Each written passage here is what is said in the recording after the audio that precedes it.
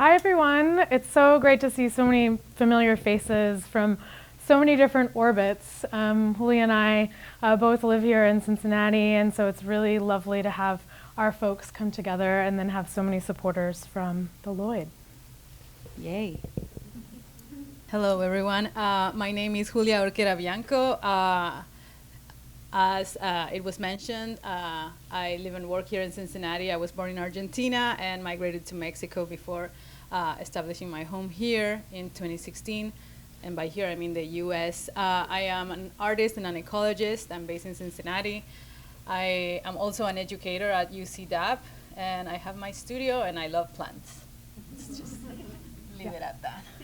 And I'm Meghan Henshaw, so I have a deep background with plants from a really young age, and I've really pursued this as my professional career. So I'm a clinical community herbalist, and then I also love talking about plants in lots of different spaces, really prioritizing making information accessible and understandable and exciting and fun to lots of different groups of folks in lots of different kind of interest groups. So Meghan and I connected through a place that we have in common and that is really close to our heart, collective and individual hearts, which is United Plant Savers. For those who haven't been in this space or do not know about United Plant Savers, it's a space in southern East Ohio, and I'm going to let Meghan talk a little more about the space in itself. Yeah, so it's a really beautiful sanctuary that is about 400 acres. It's open to the public, and it's really a living repository of the flora that's possible, that really reflective of our eastern medicinal plants that we have here. We have a deep materia medica in this region, and this land is very reflective of that. So there's trails, and you can spend time out there. So I like to spend time out there every year. I basically put a retreat on my business account for a couple of days every year. And so I wander through the hills, and I do deeper research and self-reflection. And it's a very important piece of my year that sustains me for a lot of the other work that I get to do. And Julia has her own relationship with the land. Yes, so for me, I got to become aware of United Plant Savers during pandemic times through an online course on foraging, which feels a little bit like an oxymoron. So anyway, in there they were talking about ramps, and they mentioned United Plant Savers, so I did my research, and I got in touch with them regarding the internship, the certificate in medicinal plant conservation. And they were not giving that at the time, but they invited me to apply for the Deep Ecology Artist Fellowship, which I did. So I became a fellow in 2021. I spent 2 weeks in the spring in the sanctuary, and I completely fell in love with the Ohio landscape. And United Plant Savers is the reason why I moved from California to Ohio. So it's very, very important for me, just to, so that we can dimension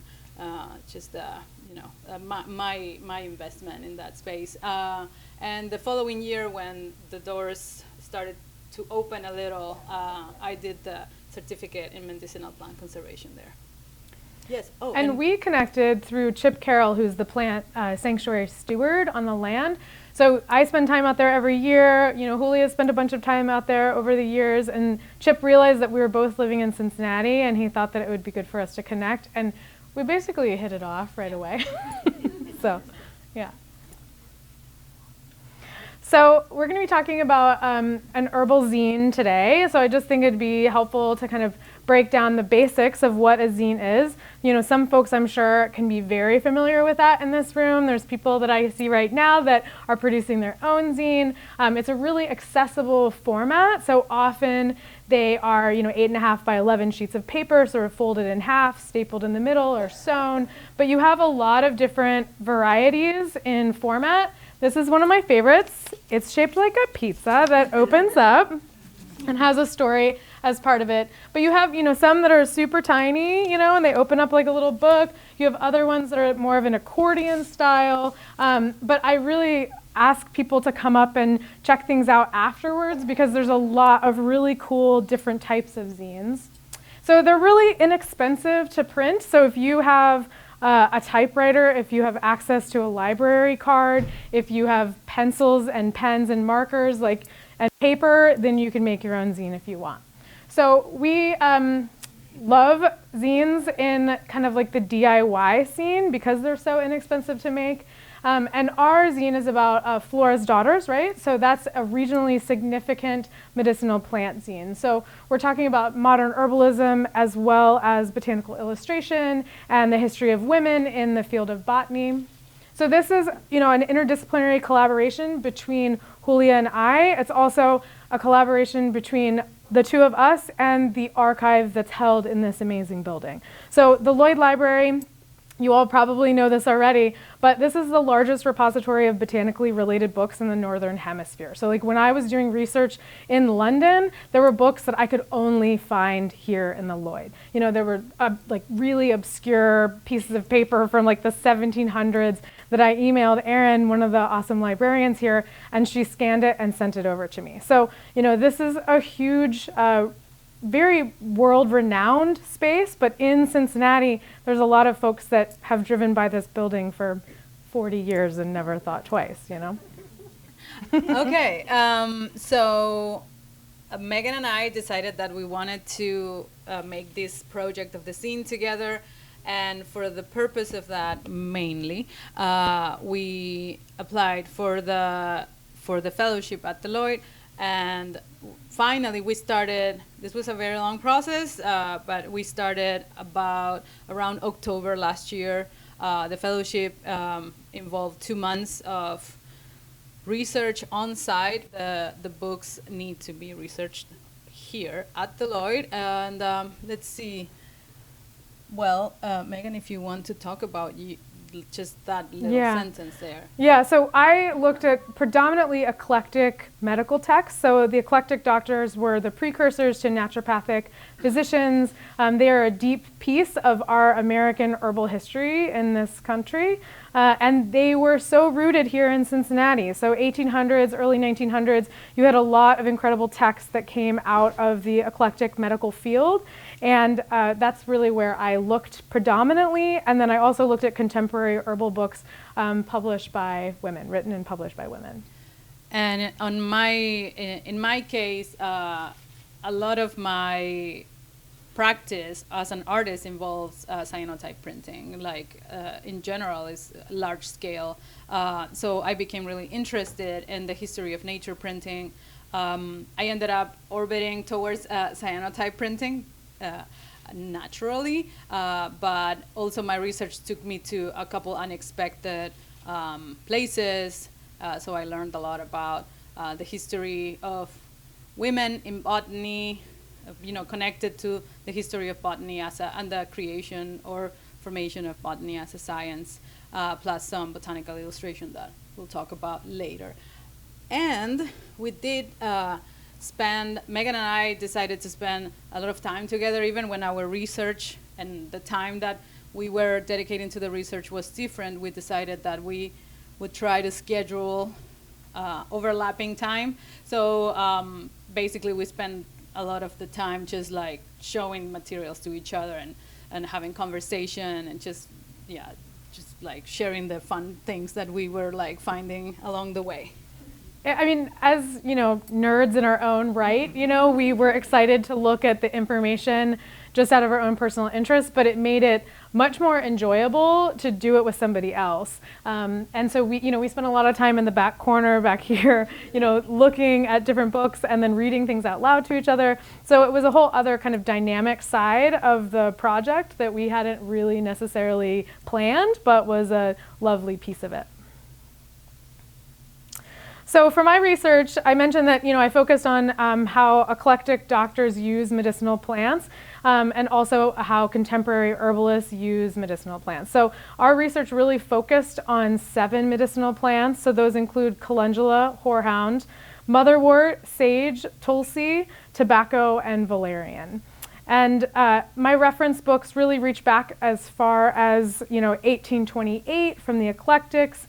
And I've quoted people like Worcester Beach, Harvey Filter, John Scudder, and many, many others. So, for folks that are rooted in eclectic medicine, these authors are the go-to. They are some of the first books that you look at.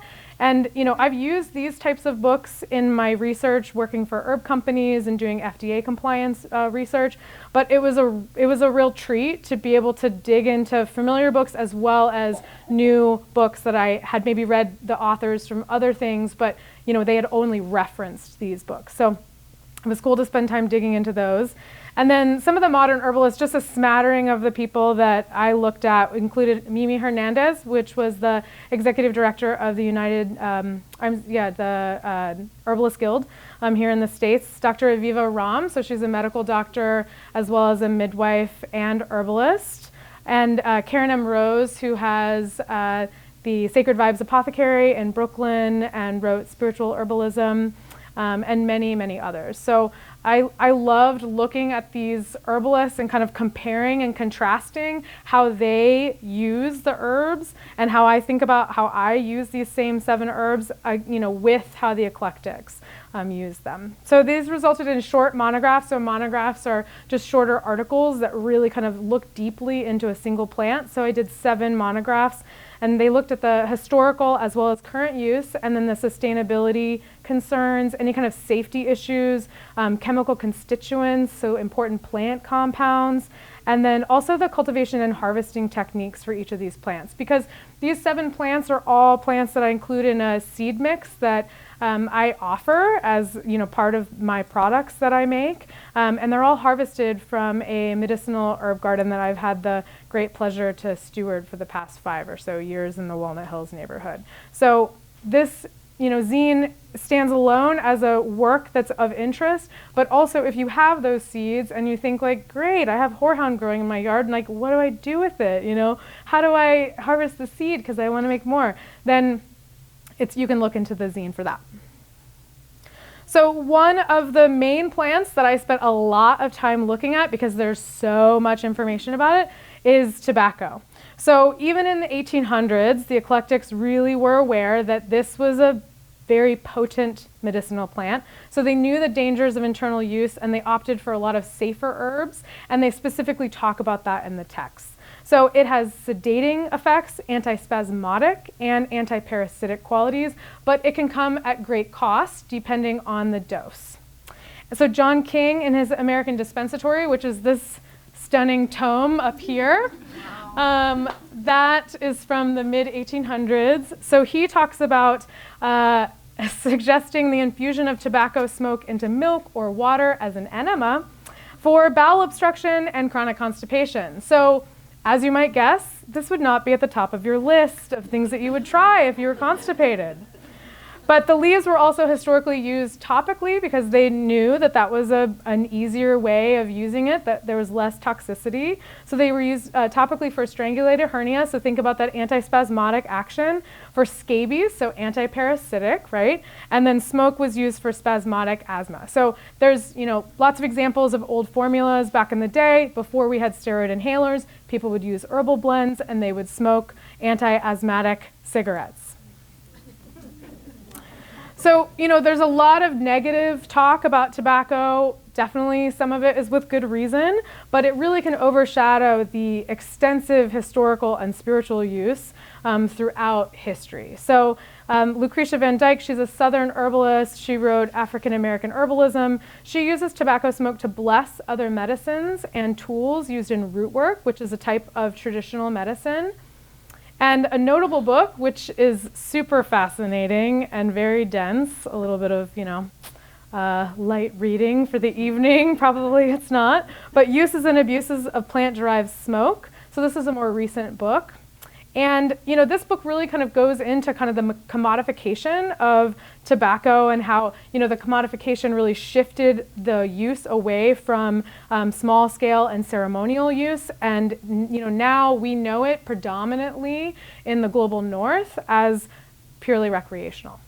So it's long been associated with contemplation and meditation. You think about, maniacal artists that are just chain smoking cigarettes and making work. And there's a great short poem that I'd like to read, which was written in 1835. I owe to smoking more or less, through life the whole of my success. With trusty pipe I'm sage and wise, without I'm dull as cloudy skies. When smoking all my ideas soar, when not they sink upon the floor. So I'll talk about valerian for a little bit, and then I'll talk about motherwort. So valerian, do folks in the room use valerian ever? For sleep, mostly? Yeah, so it has a really strong odor to it. And there's a really small percentage of the population that can actually find it quite stimulating. And it was interesting to look in the research and realize that the Eclectics also had some mixed reviews about how to use it and what kind of effects it would have. They classified it as predominantly a cerebral stimulant as well as a relaxant, and this was dose dependent. So modern application really matches historical use. So valerian is still used for insomnia, especially due to pain, because it is so sedating. It really turns the volume down on your brain. If you're in some discomfort because of pain, it can help to really just help you to fall asleep. So that is documented in Maria Noel-Grove's book, as well as Lisa Emrose, who is an herbalist that's in the Midwest. She combines it with other nervines, so those are herbs that are relaxing to the nervous system, and she uses it specifically for anxiety. So motherwort, this is another plant that's growing in the garden. It'll look like this in just a few, maybe 2 weeks or so, 3 weeks, depending on how the weather goes in the next few. But this plant is near and dear to my heart for sure, and long history of traditional use among the eclectics. So Dr. Harvey Felter uses it as an emmenagogue. So emmenagogues bring on menses, so they're stimulating to the uterus. And it's also relaxing to the nervous system. So I learned about this plant as, the herb that you reach for when you need a hug from your mom, or you need a hug from somebody really maternal and comforting to you. So it's given as a pain reliever, and it's used in cases of irritation and unrest. So it was used in the 1800s, 1900s by the eclectics, especially for women diagnosed with hysteria. So by this point, the medical physicians realized that the uterus wasn't migrating around the body anymore, so that was good. But the root of the term hysteria comes from the Greek word which references the uterus. So there's a strong tie between hysteria and those that have uteruses. So today's herbalists use it in much the same way. They're often combining motherwort in menopause formulas. It can help support people in all different stages of life. And it's specific for heart palpitations, anxiety, nervousness, and panic. Often those symptoms can really be exacerbated by early stages of menopause.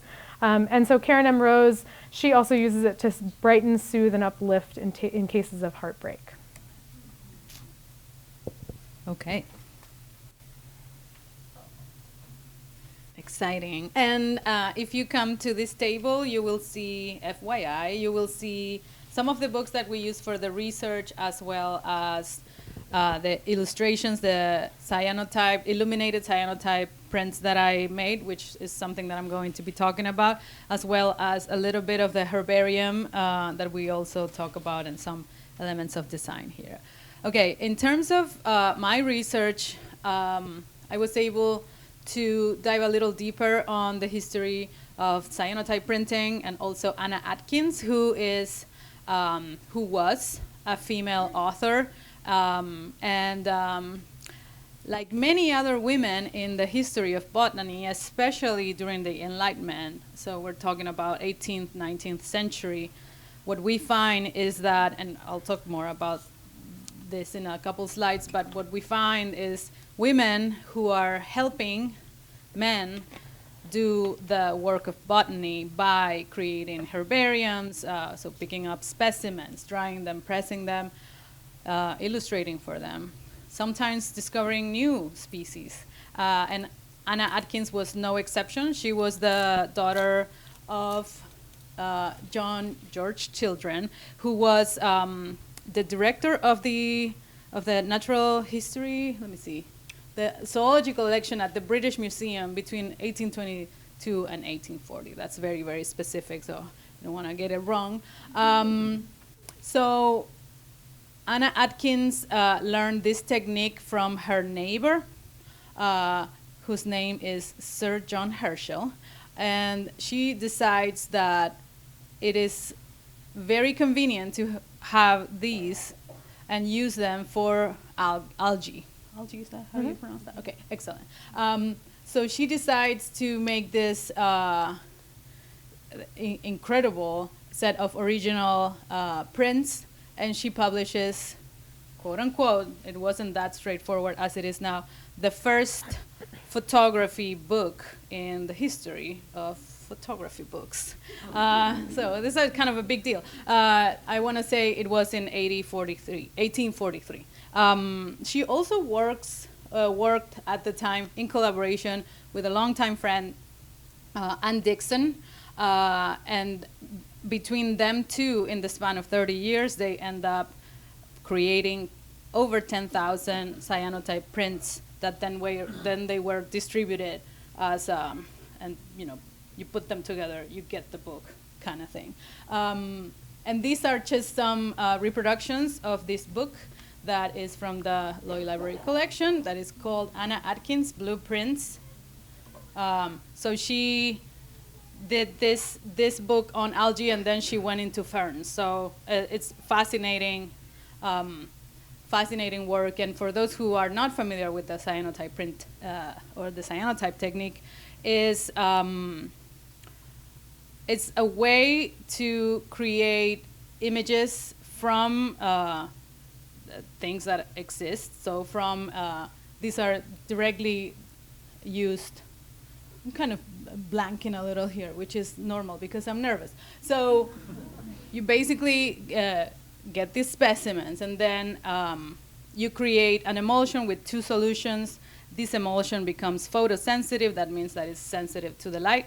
You emulsify a surface, and then everything that you put on that emulsified surface and it's exposed to the sun will be the color of the surface, so the original color, and everything else that touches the sun will turn blue.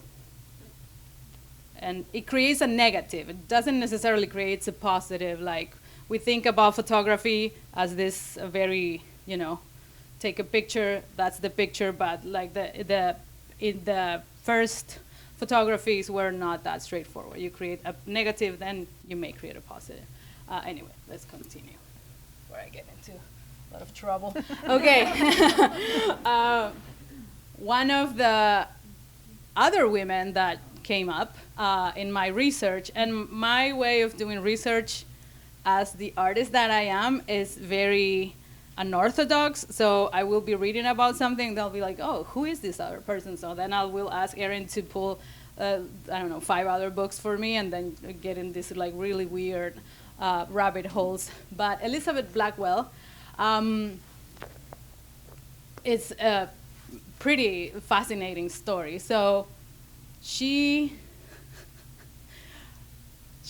publishes, again, in like weekly deliveries, or this compendium that is called A Curious Herbal, and this is between 1735 and 1737, so a while ago, using the College of Physicians dispensatory. So she takes this book and she creates illustrations for some of these plants using the intaglio technique, and then hand colored.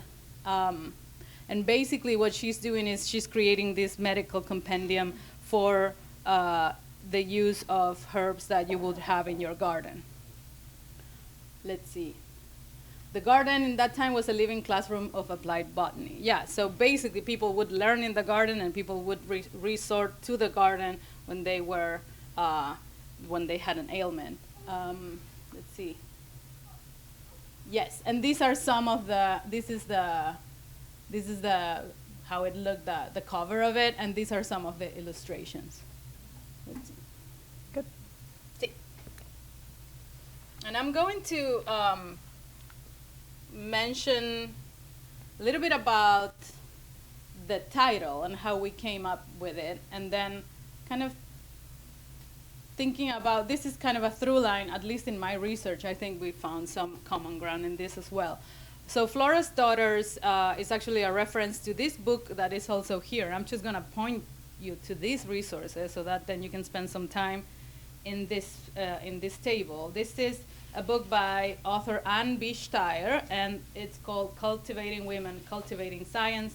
And in this book, the author does research on the presence of women in the creation of botany as a science.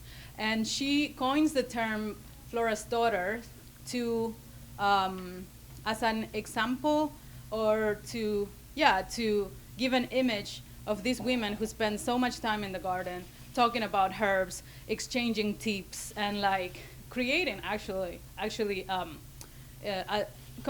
through conversation and friendship and hands-on activities, these like really prolific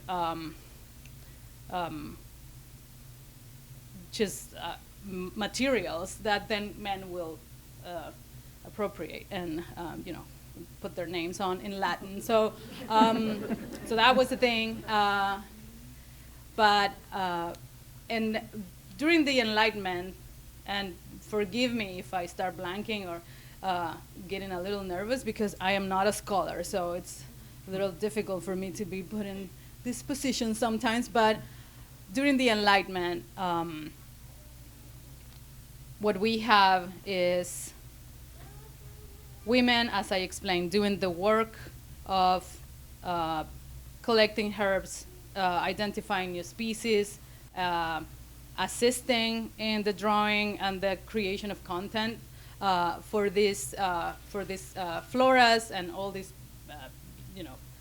compendiums that were out there, but not necessarily getting the recognition that maybe they deserved. And at the same time, what I found really interesting is that for women, it was like something that in a way looked good in your like potential wife resume. If you knew something about botany, or if you could hold a conversation in a garden, or if you knew about plants, because it made you not only more interesting or more desirable, but also there was this really weird connection between knowing about plants and being virtuous and like cultivating piety. So just found that fascinating.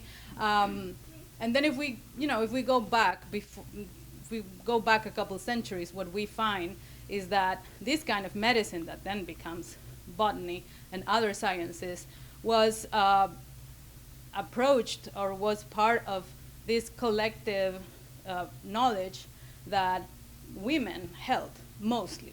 So that's why it says gynocentric science. That's kind of the term, right? So it was lay medical knowledge. It was applied regularly. You didn't need a title for that.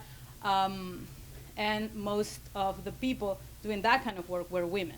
So they were wise women working as healers, tending their gardens and tending their communities.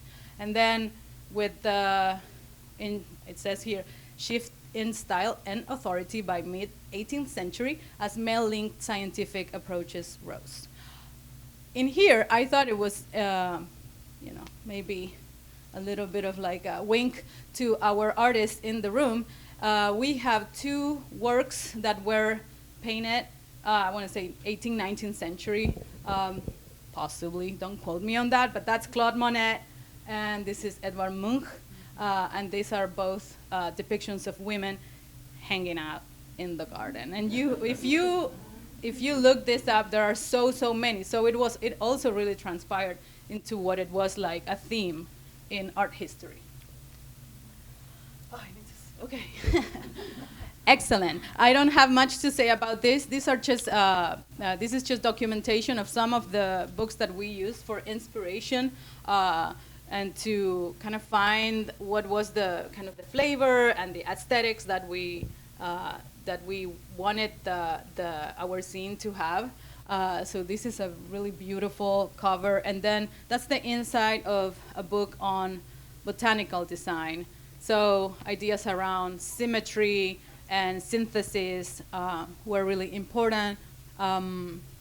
And if you want to go to the next one, we really, really love this aesthetics. And then that cover is beautiful. So thinking about symmetry and the use of color and the use of typography. So these are some of the references. And if you come in here at some point, you will see that my work for the zine was the illustrations that are over there. Then we have some elements of drawing, so more like life drawing. And then there are some elements of design that are inspired by this research more on botanical design.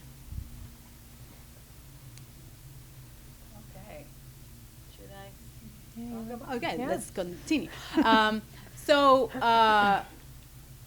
this project was really, I want to say something more elaborate, but I'll just say cool, because Meghan and I got to spend a lot of time talking and making things that we think are great and that we have a lot of fun with while creating content and doing it in the way that we like best, which is also spending time with plants. So we did this cyanotype printing day at Melrose Garden, which is the garden that Meghan tends. And yeah, it was great. You want to talk about that day? Yeah, it wasn't totally planned out in that there were so many people that were there, and we knew that we were going to be working on this, but it happened to be a day in which the medical residents from UC were there, and they loved being outside because they're stuck inside of an operating room or in the emergency room all the time. So, and then there was also the regular work day happening. So we have volunteers that come on Thursdays from 10 to 12 during the growing season, and they'll help out in the garden. So it was just this really fun, dynamic group where we were working on this project and doing these layouts, kind of deciding like, oh, let's, sprinkle these seeds over this, like, oh, maybe something up in the little corner of this, like, okay, now I think it's ready. And and Julio was doing the developing in the water there. And so, this was just rainwater that was caught from the sky from one of the cisterns. And we were just working in the shade because it was so hot that day. But it was just a fun way of, very much like spending time in the garden, creating these images for this larger project, and celebrating being in the sun. Yeah, it was a good day. Yeah. And then let's see, what else do we have? Oh, and then I went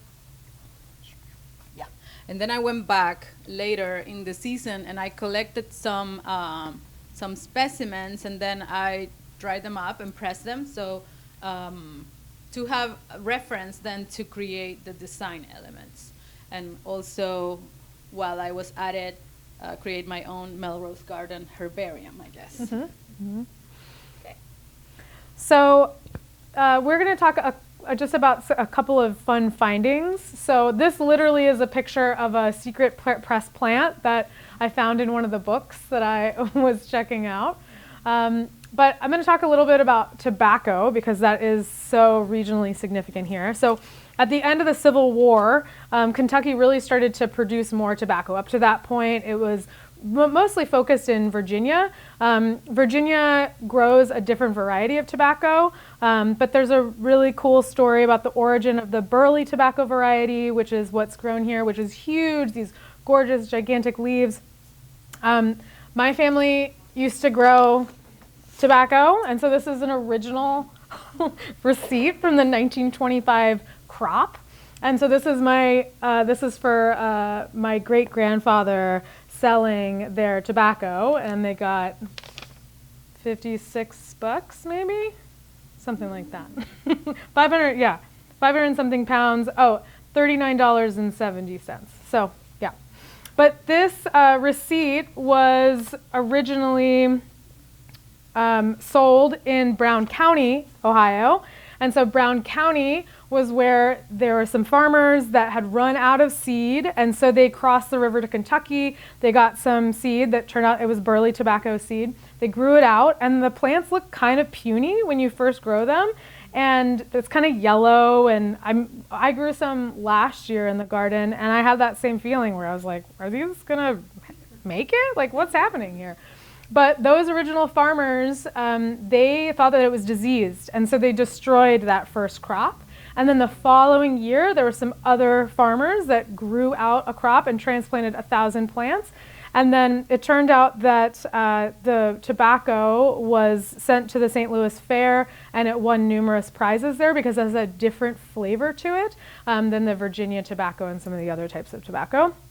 And then it also really fetched a super high price at the Cincinnati markets, actually. So at that point, burley sort of blew up, and then that was what was grown here. So, you know, in the 70s, there's a really interesting book up here. I mean, if you're into the visuals of what the history of tobacco is, this is The Tobacco Harvest and Elegy, photographs by James Baker Hall and essay by Wendell Berry. So Wendell Berry, very significant author in this region, but this is documentation of a tobacco harvest, and it's really a moment in time. A lot of things changed after these photos were taken. So there's a cool social role of tobacco. You know, the books that I read during the fellowship here really delved into the details of how important the crop was financially for a lot of rural farmers. And rural farmers, you know, grew very mixed crops on their farms. So they weren't just growing tobacco, they were also growing vegetables and taking that to market,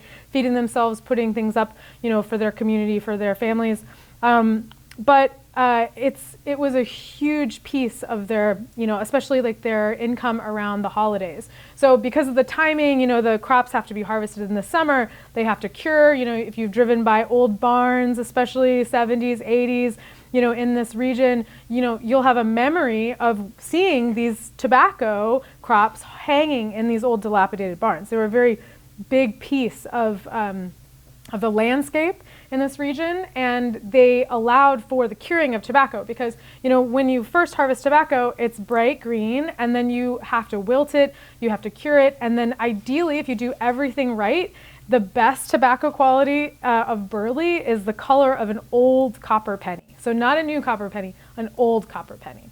So, you know, part of the ritual through the year is that the families, you know, would have these different roles depending on age, depending on abilities, and they would harvest this tobacco, they would process it, and then it was usually sold right around Christmas time. So right before Christmas, they would get this, you know, this burst of money into their families because of the tobacco harvest. But, you know, really steeped in mutual aid networks. You know, back in the day, there were smaller farms, and so these were individual, you know, kind of communities that would help with processing the tobacco. And then, you know, over time, you know, changing of a lot of different factors, the farms got bigger. You know, the owners of the farms would then go into a management position. Depending on immigration laws in the area, there was this big move towards folks from outside of the immediate ownership group harvesting the tobacco. That can change the quality. And then, you know, there just was a lot of pride in that crop in this region, and, you know, hiring out work, and, you know, families used to just do the work until the work was done. So I decided to do cyanotypes, but I did read a lot about nature printing, and there's a lot out there. One thing that I found is that the first bills were that Benjamin Franklin created this nature printing or nature printed bills to fight counterfeiting. So he would use and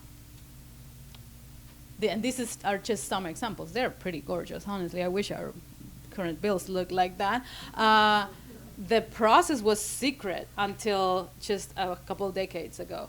And basically says bills were named greenbacks way before the Civil War, mostly because of the plant content in them. The idea is that with this type of nature printing that involves casting on plaster and then casting that onto metal and then creating this stereotype, it was really, really, really, really hard to imitate because it was too complex. So he worked in collaboration with a botanist called Joseph Brintel. And you know, the scope of this and the reach of something so innocent like nature printing has like deep roots in history and the history of America as well. Julia, do you know what size they would be? Are these like 4 inches? No, I think they were small. I'm not sure, but I think they were small because that's a scale, right? So the leaves are just as big as, yeah. So I'm going to talk a little bit about our collaboration with Cereal Box Studio. So Cereal Box Studio is a community-focused creative design studio here in Cincinnati. So they were based at the Essex studio until pretty recently and just moved over into Northside. So they're a print shop and design studio as well, and they do small edition publishing and risograph printing. So this is a risograph. This is how these zines were made. And then the cover, the cover is actually silk screened. And so Julia and Ben Nunnery screen printed the cover. And then this is the risograph inside. Shout out to Ben Nunnery and Julia Warner who are in the room. Thank you. Yeah. So these zines are now available. They're 45 pages, so they've got concise monographs, cyanotype illustrations. There's a medicine making section because, again, we want this to be applicable, useful information. So, if you grow these plants, if you learn about these plants, like what are you going to do with it? And then there's also a section on Lloyd Library literary gems. So there's over 80 references that we used in the making of this zine because we really nerded out about things. And we were here for 2 months. But we wanted to highlight and really shine some light on some of these books that we used. So there's a shorter list in there. So this zine really adds a research-based, contemporary, and accessible resource to the conversation on medicinal plants in the region. You can buy them from my website, which is Okatu Herbals, directly from Cereal Box Studios, or at any of myself or Julia's events. And then there's also, as Patricia had mentioned, the PDF will be available on the Lloyd Library's website. So you can look at it online if that's what you want to do too. We have a little bit of a sneak peek for you, and also we have 2 copies of the zine that you can see, but this is the section on tobacco where you can see the illuminated cyanotype print and then the little element of design that goes there alongside the start of the monograph, as well as valerian. Mm-hmm.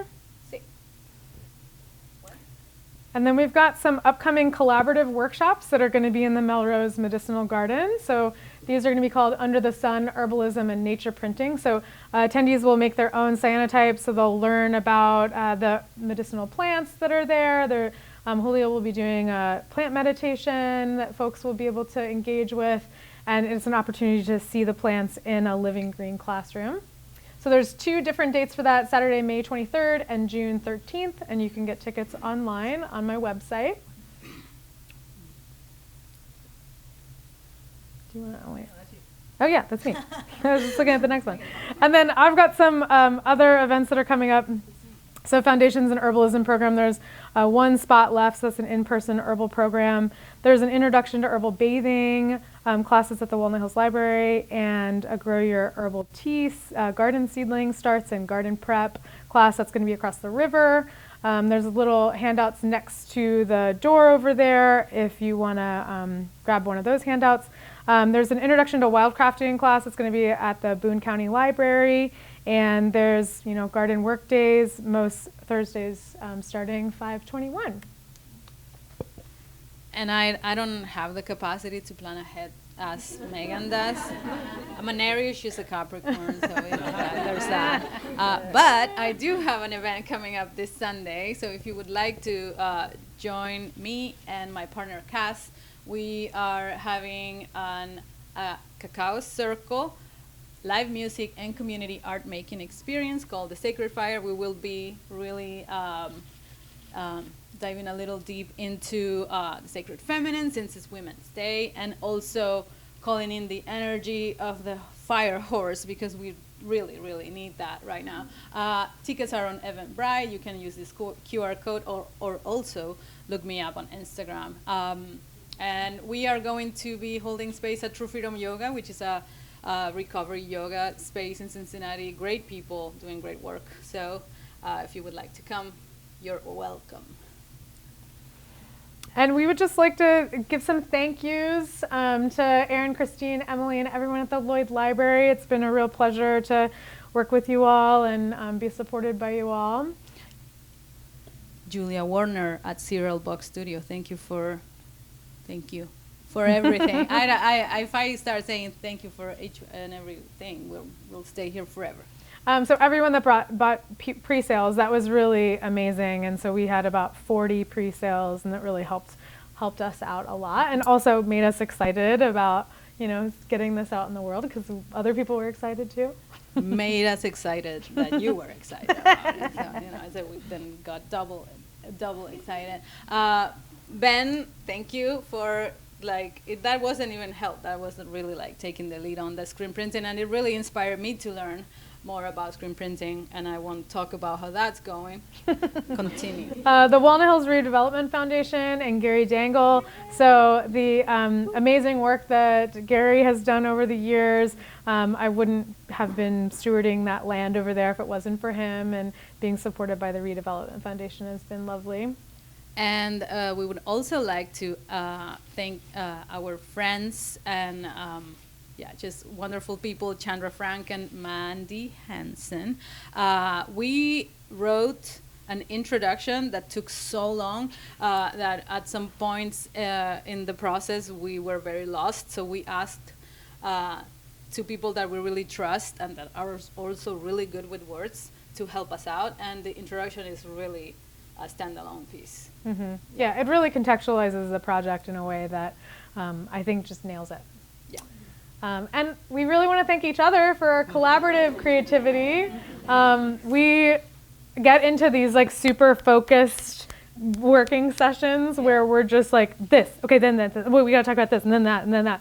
And it's just been exciting, and this zine is way more than either one of us could have made on our own. And I mean, we know that collaboration is the true way to move through the world with a lot of joy and just radical open-heartedness, but it was really lovely to work together. Yes, it was. Yeah. Thank you. Yeah, Megan. yeah, thank you. And that's it. Yeah.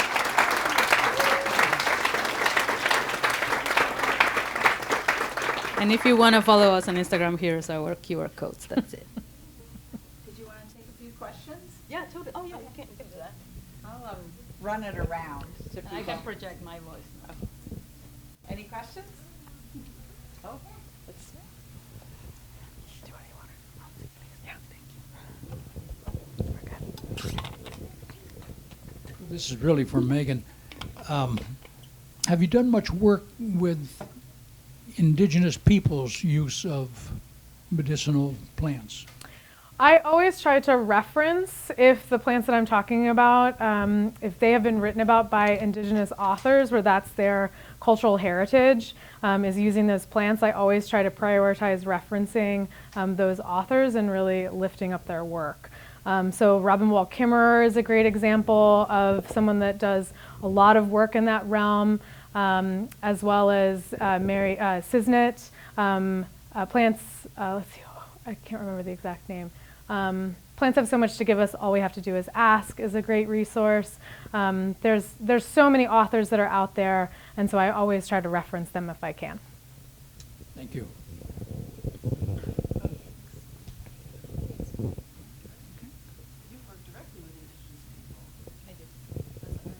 Thanks. This is sort of a process-oriented question about the prints that were made by, I think, taking the images from nature or the things from nature, putting them into plaster, and then there was like a transference to copper before it got to the printing. Or could you talk a little bit more about that process? That's for the bills. Yeah. Yes. Well, there's just so much I can talk about because one, I'm not an engraver, so I'm a little out of my depth here. But basically, what we can do, what I understood that the process was to take this specimen, so the leaves, put them on it's like a mesh. Put them on a mesh, and then you can create a mold with using plaster. So you create kind of a mold. Then when that dries up, then you can cast into that mold, and it's the metal result. It's kind of the other part, the metal, is that what you will use to print.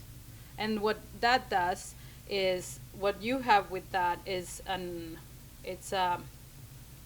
how do you call those? It's like a matrix, right? It's something that you can print on or print with multiple times without necessarily degrading the image, and that it will respect it because it's cast from original leaves. Then it's really hard to copy. So that's as much as I can tell. Again, I'm not an engraver. I haven't done this process, but that's kind of the gist of it. Yeah, you got it.